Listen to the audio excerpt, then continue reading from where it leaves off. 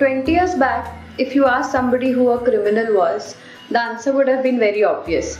Someone with a knife, gun, and blood on his hands. Now the world has changed, and so has the world of criminals.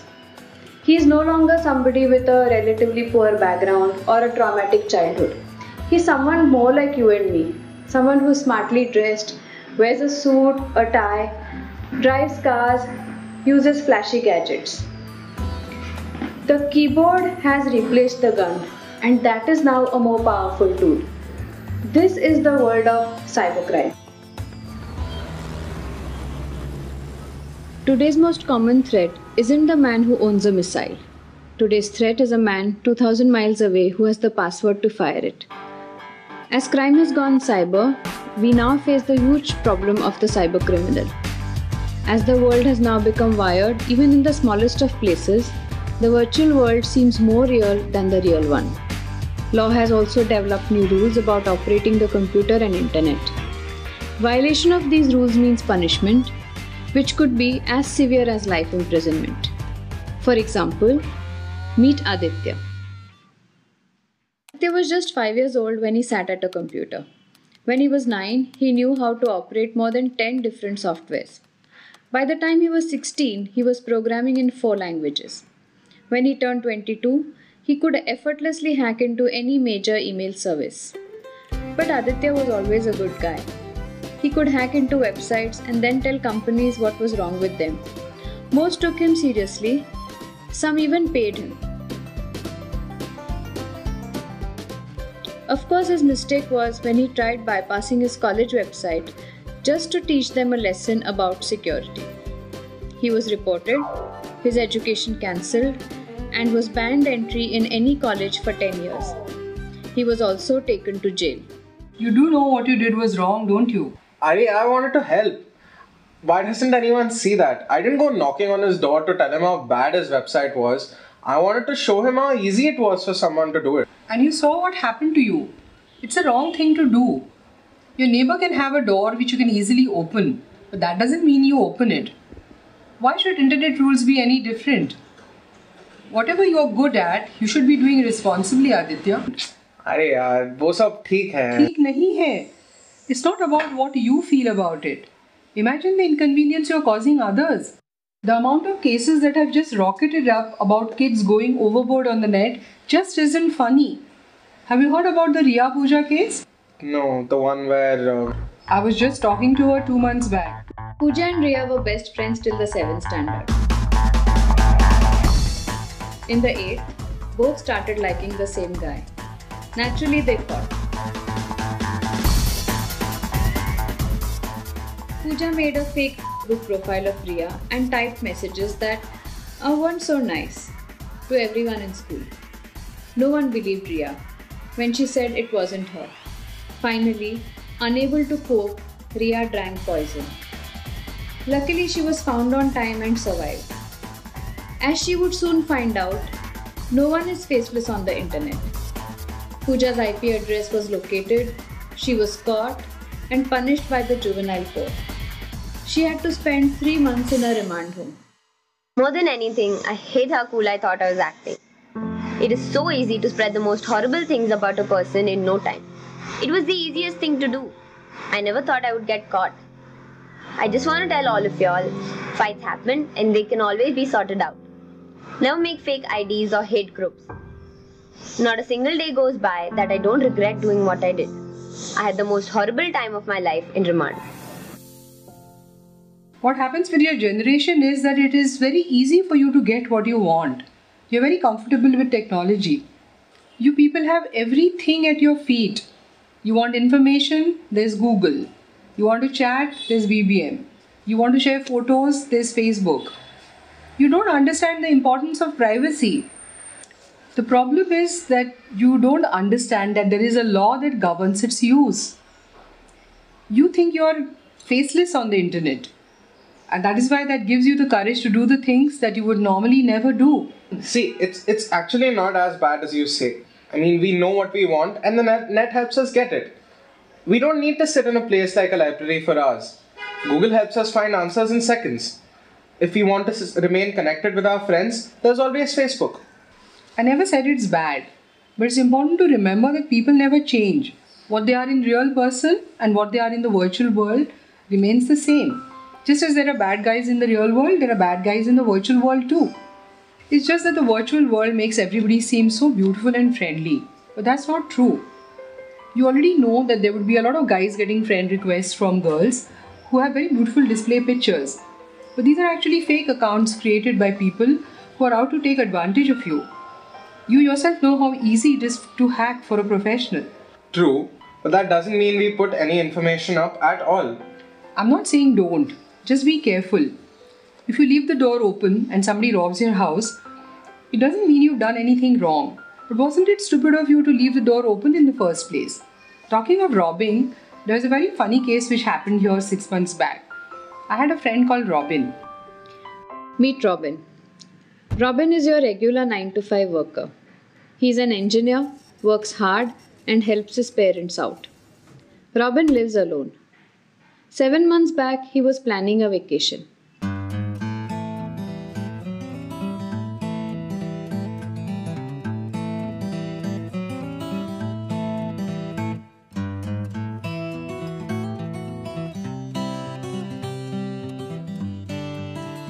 Robin had too many friends to call and inform. So he just put up a status saying he was going out of town.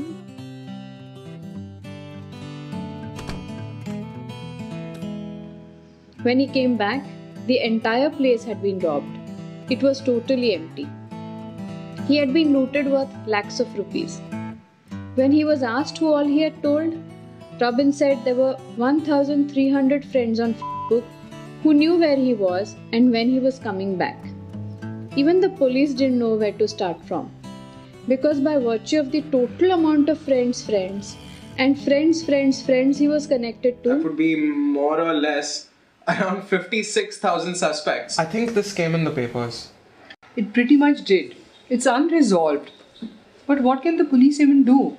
They have nightmares when it comes to phishing attacks. How exactly does this work, this phishing?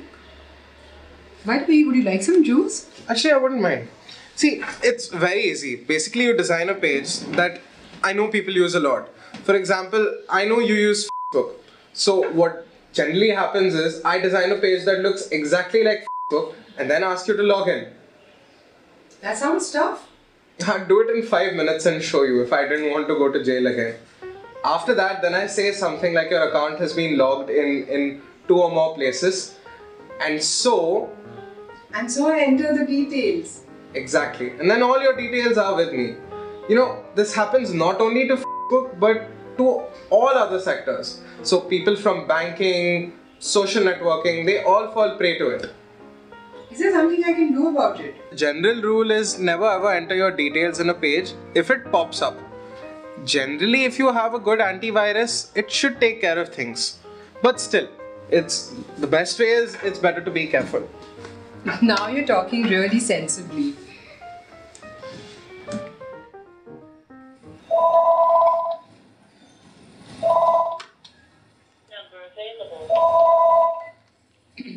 Hello?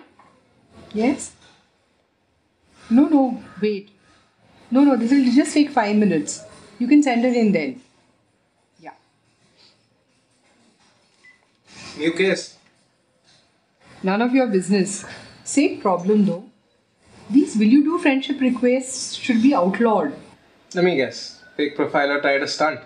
Close enough. Meet Trisha. 2 months back, Trisha was on when she received a friend request from a man who seemed interested in becoming friends with her. He looked harmless, so Trisha accepted the request and started talking to him. A month after she told him all about her family and friends, he sent her 10 of her photographs photoshopped into something very obscene. He blackmailed her, saying he would put them up on her timeline if she didn't give him 50,000 rupees. Trisha had no clue what to do. She deleted him, but then he began messaging the photos to her best friends, threatening them too. Finally, Trisha told her parents. The man was caught. He turned out to be a 45-year-old and had done this a number of times. He was charged with 3 crimes and awarded 5 years imprisonment. I was so stupid. I think about it every day. People in this world are really twisted. They think in the worst possible ways. If those photographs had gone up on I never would have been able to show my face at school again. Thank God he was caught. It feels a lot better. Do I have to come here next week? You will come as long as they've told you. For the next month, every single week. And then in that case, tell her what you told me. Of course, but then I think she might already know after what she's been through. Anyway. Thank you. And I shall see you next week. The world of cybercrimes is more dark and scary than one imagines. People operate the internet under 2 assumptions. One is that they are anonymous on the net, and second is that there are no laws for the internet. Both of these are wrong assumptions or myths. One has to be very careful while operating in the cyber world so that one does not become a victim of a cybercrime and one also does not commit a cybercrime unknowingly. Rotary is the biggest NGO in the world with a base in more than 200 countries. It has more than 1.2 million members spread over 32,000 clubs. Rotary has initiated projects to tackle some of the biggest international problems such as illiteracy, disease, hunger, poverty and environmental concerns. Our Rotary Club of Pune West End is an extended hand of the Rotary International. We at Rotary have recognized the growing dependence of today's youth with cyber media.